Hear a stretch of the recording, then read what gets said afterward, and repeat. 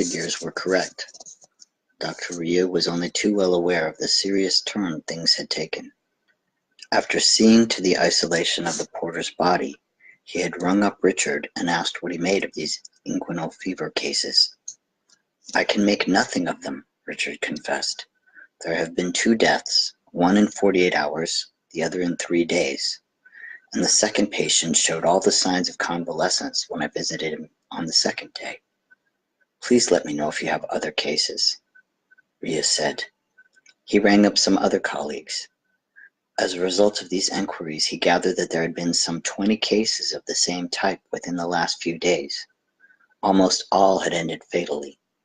He then advised Richard, who was chairman of the local medical association, to have any fresh cases put into isolation wards. "Sorry," Richard said, "but I can't do anything about it. An order to that effect can be issued only by the prefect. Anyhow, what grounds have you for supposing there is danger of contagion?" "No definite grounds, but the symptoms are definitely alarming."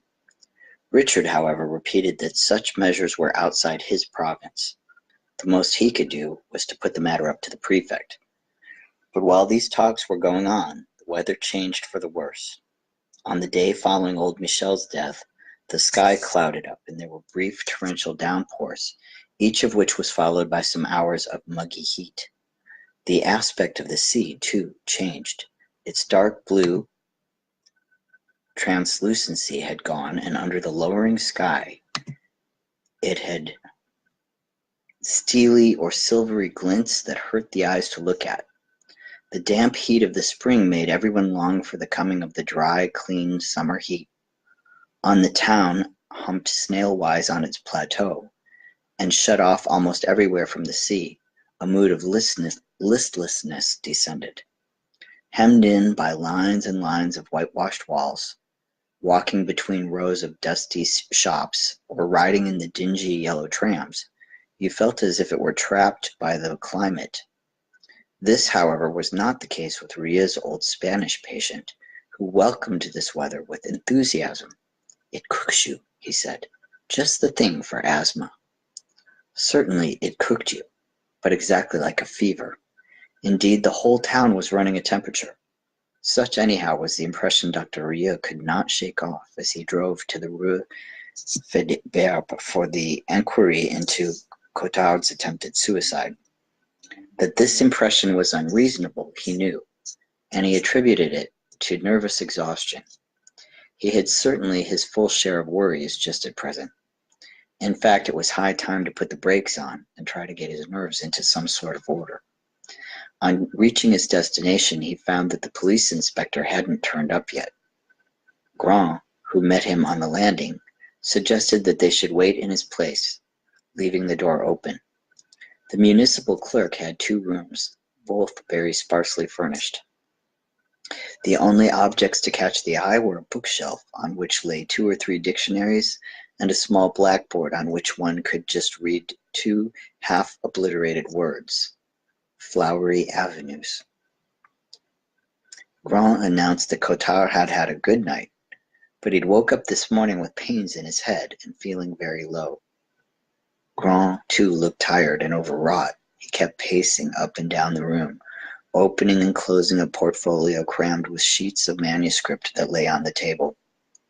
Meanwhile, however, he informed the doctor that he really knew very little about Cottard, but believed him to have private means in a small way. Cottard was a rum bird. For a long while, their relations went no farther than wishing each other good day when they met on the stairs. I've only had 2 conversations with him. Some days ago, I upset a box of colored chalks I was bringing home on the landing. They were red and blue chalks. Just then, Cottard came out of his room and he helped to pick them up. He asked me what I wanted colored chalks for. Grand had then explained to him that he was trying to brush up his Latin. He'd learnt it at school, of course, but his memory had grown blurred. "You see, doctor, I've been told that a knowledge of Latin gives one a better understanding of the real meaning of French words. So he wrote Latin words on his blackboard, then copied out again in blue chalk the part of each word that changed in conjugation or declension, and in red chalk the part of the word that never varied. I'm not sure if Cotard followed this very clearly, but he seemed interested and asked me for a red chalk. That rather surprised me, but after all, of course I couldn't guess the use he'd put it to. Ria asked what was the subject of their second conversation. But just then the inspector came, accompanied by a clerk, and said he wished to begin by hearing Grand's statement. The doctor noticed that Grand, when referring to Cotard, always called him the unfortunate man, and at one moment even used the expression, his grim resolve. When discussing the possible motives for the attempted suicide, Grand showed an almost finical anxiety over his choice of words. Finally, he elected for the expression, a secret grief. The inspector asked if there had been anything in Cotard's manner which suggested what he called his intent to felo de se. He knocked at my door yesterday, Grand said, and asked me for a match. I gave him a box. He said he was sorry to disturb me, but that as we were neighbors, he hoped I wouldn't mind. He assured me he'd bring back my box, but I told him to keep it. The inspector asked Grand if he'd noticed anything queer about Cotard. What struck me as queer was that he always seemed to want to start a conversation, but he should have seen I was busy with my work. Grand turned to Ria and added rather shyly, some private work I'm engaged on. The inspector now said that he must see the invalid and hear what he had to say. Ria thought it would be wiser to prepare Cotard for the visit. When he entered the bedroom, he found Cotard, who was wearing a gray flannel nightshirt, sitting up in bed and gazing at the door with a scared expression on his face. It's the police, isn't it? Yes, Ria said, but don't get flustered. There are only some formalities to be gone through, and then you'll be left in peace.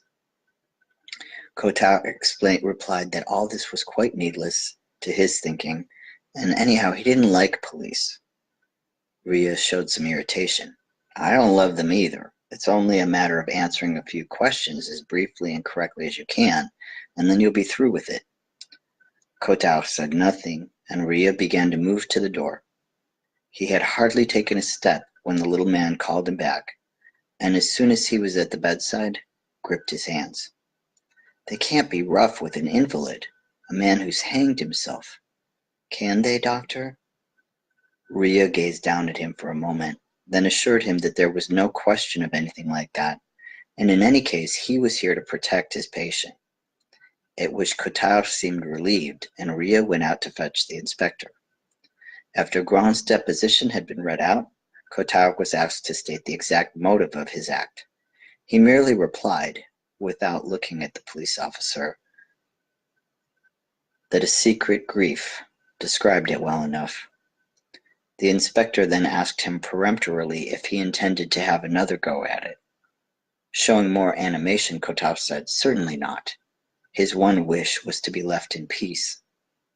Allow me to point out, my man, the police officer rejoined with asperity, that just now it's you who are troubling the peace of others.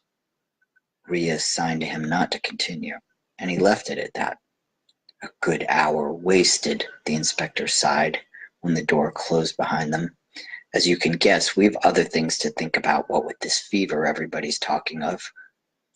He then asked the doctor if there was any serious danger to the town. Ria answered that he couldn't say.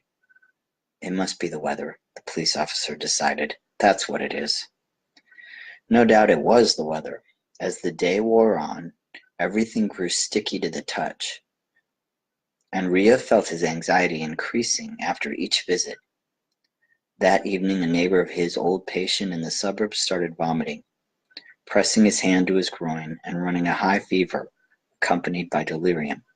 The glands were much bigger than Monsieur Michel's. One of them was beginning to suppurate, and presently split open like an overripe fruit.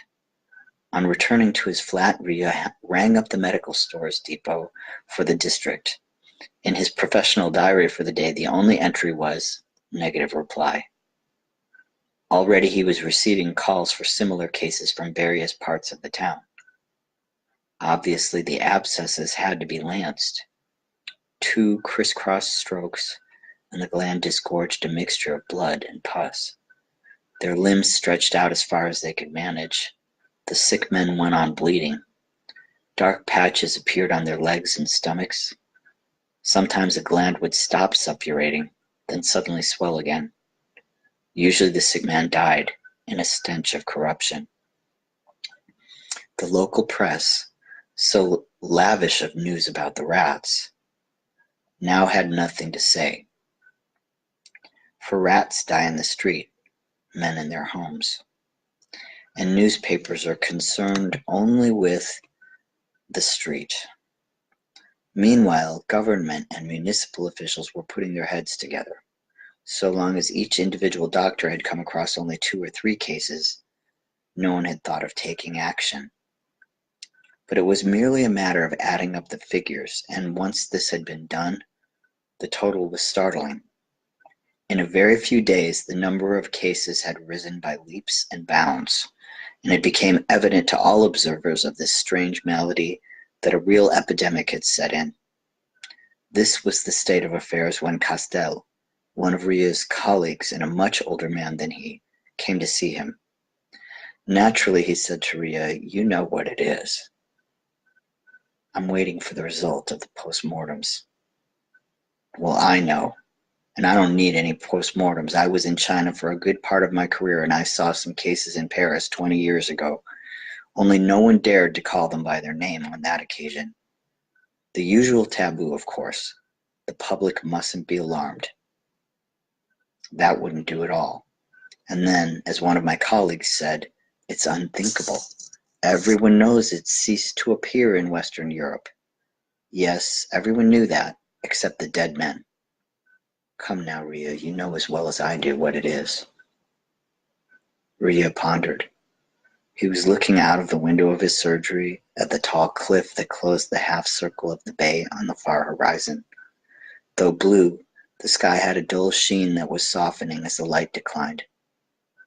"Yes, Castel," he replied.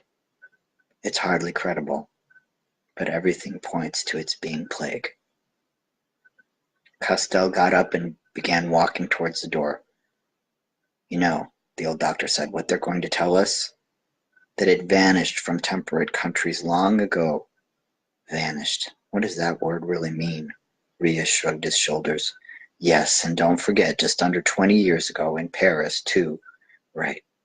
Let's hope it won't prove any worse this time than it did then. But really, it's incredible." Chapter 5.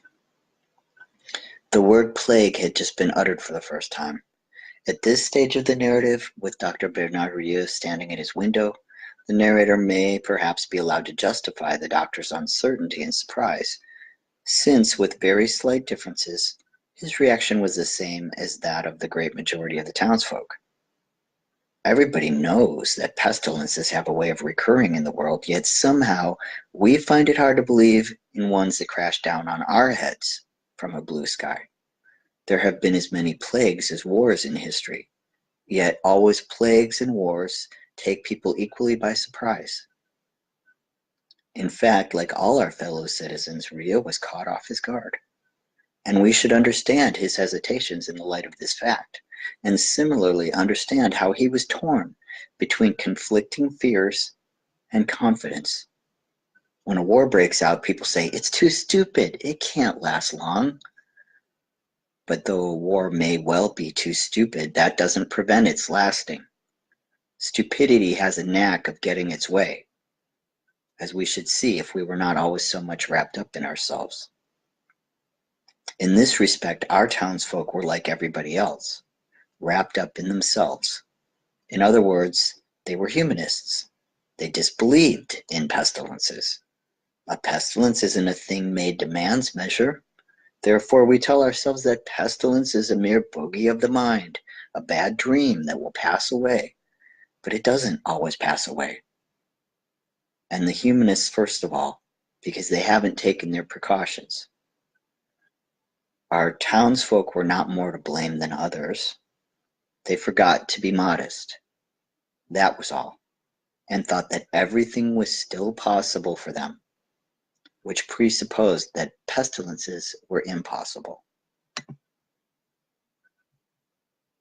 They went on doing business, arranged for journeys, and formed views. How should they have given a thought to anything like plague, which rules out any future, cancels journeys, silences the exchange of views? They fancied themselves free, and no one will ever be free so long as there are pestilences. Indeed, even after Dr. Ria had admitted in his friend's company that a handful of persons scattered about the town had, without warning, died of plague, the danger still remained fantastically unreal. For the simple reason that when a man is a doctor, he comes to have his own ideas of physical suffering and to acquire somewhat more imagination than the average. Looking from his window at the town, outwardly quite unchanged, the doctor felt little more than a faint qualm for the future, a vague unease. He tried to recall what he had read about the disease.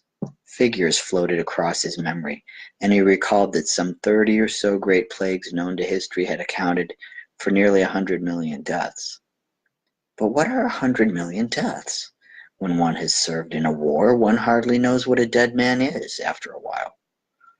And since a dead man has no substance, unless one has actually seen him dead, 100 million corpses broadcast through history are no more than a puff of smoke in the imagination. The doctor remembered the plague at Constantinople, which, according to Procopius, caused 10,000 deaths in a single day. 10,000 dead made about 5 times the audience in a biggish cinema. Yes, that was how it should be done. You should collect the people at the exits of 5 picture houses. You should lead them to a city square and make them die in heaps, if you wanted to get a clear notion of what it means. Then at least you could add some familiar faces to the anonymous mass. But naturally that was impossible to put into practice. Moreover, what man knows 10,000 faces? In any case, the figures of those old historians like Procopius weren't to be relied on. That was common knowledge. 70 years ago, at Canton, 40,000 rats died of plague before the disease spread to the inhabitants. But again, in the Canton epidemic, there was no reliable way of counting up the rats. A very rough estimate was all that could be made, with obviously a wide margin for error. Let's see, the doctor murmured to himself, supposing the length of a rat to be 10 inches, 40,000 rats placed end to end would make a line of... He pulled himself up sharply. He was letting his imagination play pranks. The last thing wanted just now. A few cases, he told himself, don't make an epidemic. They merely call for serious precautions. He must fix his mind first of all on the observed facts. Stupor and extreme prostration, buboes, intense thirst, delirium, dark blotches on the body, internal dissolution, and in conclusion, some words came back to the doctor's mind. Aptly enough, the concluding sentence of the description of the symptoms given in his medical handbook. The pulse becomes fluttering, diuretic and intermittent, and death ensues as the result of the slightest movement. Yes, in conclusion, the patient's life hung on a thread. And 3 people out of 4, he remembered the exact figures, were too impatient not to make the very slight movement that snapped the thread. The doctor was still looking out of the window. Beyond it lay the tranquil radiance of a cool spring sky. Inside the room, a word was echoing still. The word plague. A word that conjured up in the doctor's mind not only what science chose to put into it, but a whole series of fantastic possibilities, utterly out of keeping with that gray and yellow town under his eyes, from which were rising the sounds of mild activity, characteristic of the hour, a drone rather than a bustling, the noises of a happy town, In short, if it's possible to be at once so dull and happy, a tranquillity so casual and thoughtless seemed almost effortlessly to give to those old pictures of the plague, to give the lie to those old pictures of the plague. Athens, a charnel house reeking to heaven and deserted even by the birds. Chinese towns, cluttered up with victims, silent in their agony. The convicts at Marseille, piling rotting corpses into pits. Say Marseille, piling rotting corpses into pits. The building of the Great Wall in Provence to fend off the furious plague wind. The damp, putrefying pallets stuck to the mud floor at the Constantinople Lazar House, where the patients were hauled up from their beds with hooks. The carnival of masked doctors at the Black Death. Men and women copulating in the cemeteries of Milan. Cartloads of dead bodies rumbling through London's ghoul-haunted darkness. Nights and days filled always, everywhere, with the eternal cry of human pain. No, all these horrors were not near enough as yet, even to ruffle the equanimity of that spring afternoon. The clang of an unseen tram came through the window, briskly refuting cruelty and pain. Only the sea, murmurous behind the dingy checkerboard of houses, told of the unrest, the precariousness of all things in this world. And gazing in the direction of the bay, Dr. Ria called to mind the plague fires of which Lucretius tells, which the Athenians kindled on the seashore. The dead were brought there after nightfall, but there was not room enough, and the living fought each other with torches for space where to lay those who had been dear to them, for they had rather engage in bloody conflicts than abandon their dead to the waves. A picture rose before him of the red glow of the pyres mirrored on a wine-dark slumbrous sea, battling torches, whirling sparks across the darkness, and thick fetid smoke rising toward the watchful sky. Yes, it was not beyond the bounds of possibility. But these extravagant forebodings dwindled in the light of reason. True, the word plague had been uttered. True, at this very moment, one or two victims were being seized and laid low by the disease. Still, that could stop, or be stopped. It was only a matter of lucidly recognizing what had to be recognized, of dispelling extraneous shadows and doing what needed to be done. Then the plague would come to an end because it was unthinkable, or rather because one thought of it on misleading lines. If, as was most likely, it died out, all would be well. If not, one would not know it anyhow for what it was and what steps should be taken for coping with and finally overcoming it. The doctor opened the window, and at once the noises of the town grew louder. The brief, intermittent sibilance of a machine saw came from a nearby workshop. Ria pulled himself together. There lay certitude. There, in the daily round. All the rest hung on mere threads and trivial contingencies. You couldn't waste your time on it. The thing was to do your job as it should be done.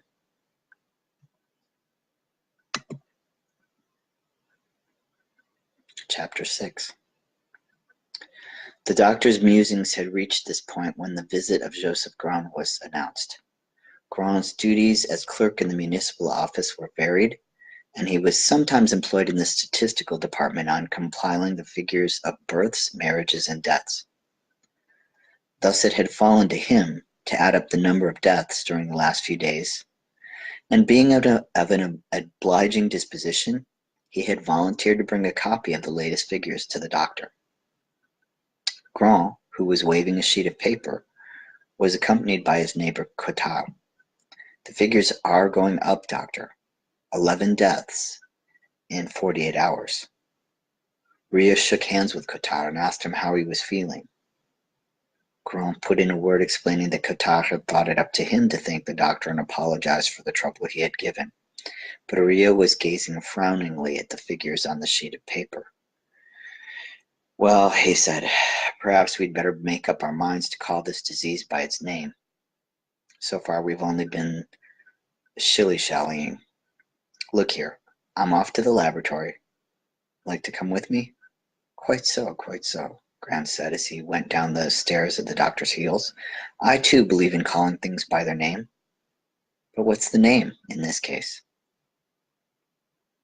That I shan't say, and anyhow you wouldn't gain anything by knowing.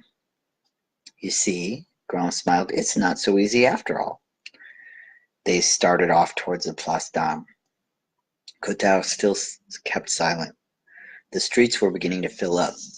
The brief dusk of our town was already giving place to night, and the first stars glimmered above the still clearly marked horizon. A few moments later, all the street lamps went on, dimming the sky, and the voices in the street seemed to rise a tone. Excuse me, Grand said at the corner of the Place d'Armes, but I must catch my tram now. My evenings are sacred. As we say in my part of the world, never put off to tomorrow. Uriah had already noticed Grand's trick of professing to quote some turn of speech from his part of the world. He hailed from Montélimar, and following up with some hackneyed expressions such as lost in dreams or pretty as a picture. That's so, Cotard put in. You can never budge him from his den after dinner. Uriah asked Grand if he was doing extra work for the municipality. Grand said no, he was working on his own account. Really? Uriah said to keep the conversation going. And are you getting on well with it? Considering I've been at it for years, it would be surprising if I wasn't. Though in one sense, there hasn't been much progress. May one know, the doctor halted, what it is that you're engaged on? Grand put a hand up to his hat and tugged it down upon his big protruding ears, then murmured some half-inaudible remark from which Uriah seemed to gather that Grand's work was connected with the growth of a personality. Then he turned rather hastily, and a moment later was hurrying, with short, quick steps, under the fig trees lining the Boulevard de la Mare. When they were at the laboratory gate, Cotard told the doctor that he would greatly like to see him and ask his advice about something. Uriah, who was fingering in his pocket the sheet of paper with the figures on it, said he'd better call during his consulting hours. Then, changing his mind, told him he would be in his part of the town the next day and would drop in to see him at the end of the afternoon. On leaving Cotard, the doctor noticed that he was thinking of Grand, trying to picture him in the midst of an outbreak of plague. Not an outbreak like the present one, which would probably not prove serious, but like one of the great visitations of the past.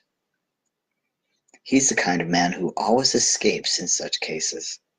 Uriah remembered having read somewhere that the plague spared weak constitutions and chose its victims chiefly amongst the robust.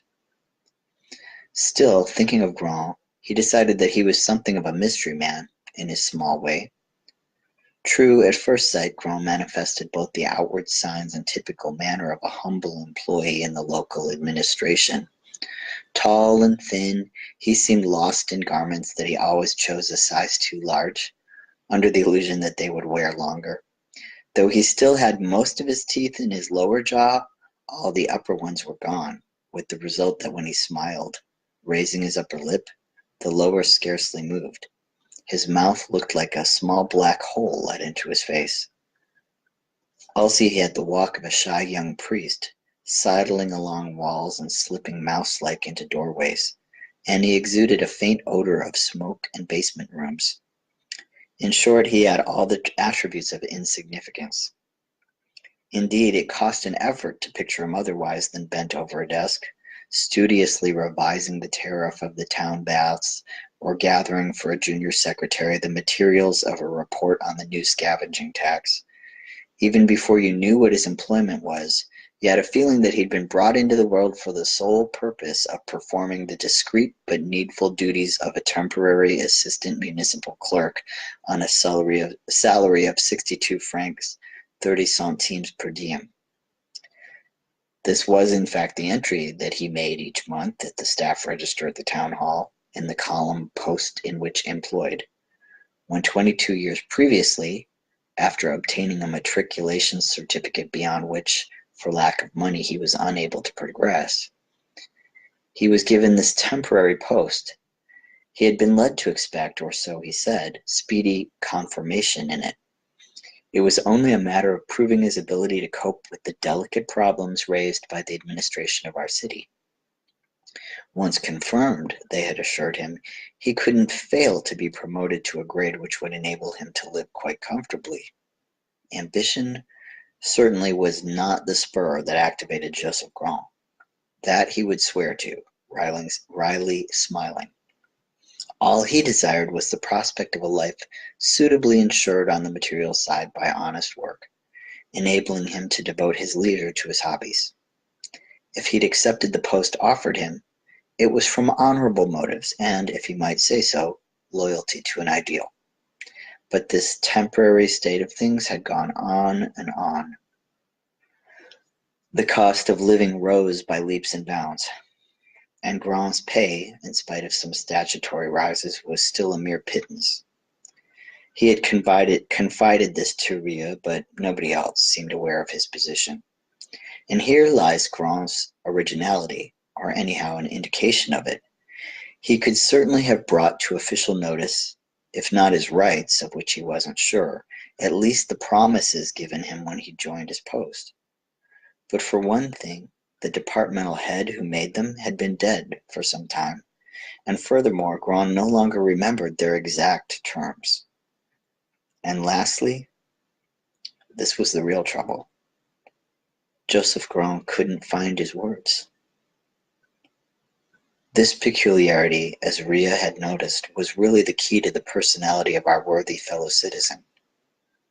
And this it was which always prevented him from writing the mildly protesting letter he had in mind, or taking the steps the situation called for.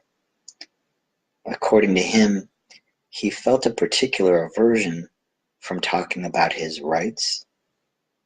The word was one which gave him pause, and likewise from mentioning a promise, which would have implied that he was claiming his due, and thus bespeak an audacity incompatible with the humble post he filled. On the other hand, he refused to use expressions such as your kindness, gratitude, or even solicit, which to his thinking were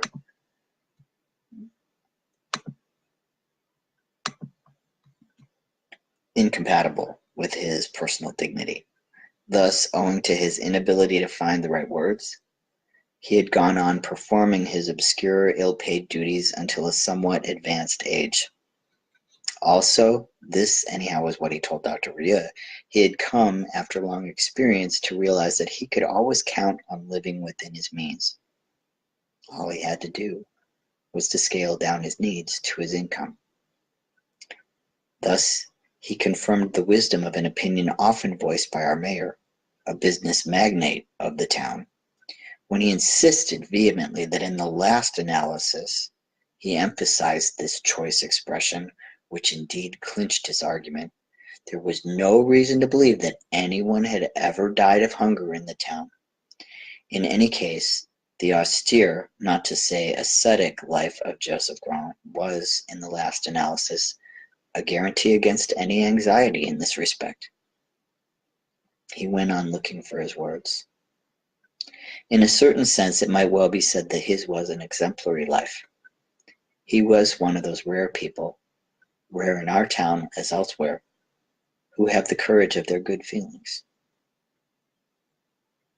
What little he told of his personal life vouched for acts of kindness and a capacity for affection, which no one in our times dares to own to. Without a blush, he confessed to dearly loving his nephews and sister, his only surviving near relation, whom he went to France to visit every other year. He admitted that the thought of his parents, whom he lost when he was very young, often gave him a pang. He did not conceal the fact that he had a special affection for a church bell in his part of the town, which started pealing very melodiously at about 5 every afternoon. Yet to express such emotions, simple as they were, the least word cost him a terrible effort, and this difficulty in finding his words had come to be the bane of his life. "Oh, doctor," he would exclaim, "how I'd like to learn to express myself." He brought the subject up each time he met Rhea. That evening, as he watched Grand's receding form, it flashed on the doctor what it was that Grand was trying to convey. He was evidently writing a book or something of the sort. And quaintly enough, as he made his way to the laboratory, this thought reassured him. He realized how absurd it was, but he simply couldn't believe that a pestilence on the great scale could befall a town where people like Grand were to be found. Obscure functionaries cultivating harmless eccentricities. To be precise, he couldn't picture such eccentricities existing in a plague-stricken community, and he concluded that the chances were all against the plague's making any headway amongst our fellow citizens.